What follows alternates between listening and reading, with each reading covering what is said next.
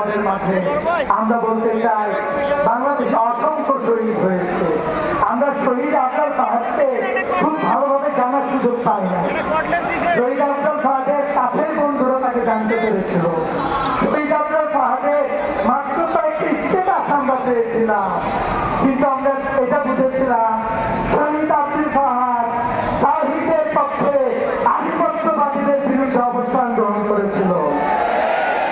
আমরা শহীদ আলিফের খুব বেশি কার্যক্রম লক্ষ্য করতে পারি না, তার চিন্তা খুব একটা বেশি পাওয়া যায় না, কিন্তু শহীদ ওসমান হাদির চিন্তা সহস্র বছর আমাদের মাঝে টিকে থাকবে ইনশাআল্লাহ।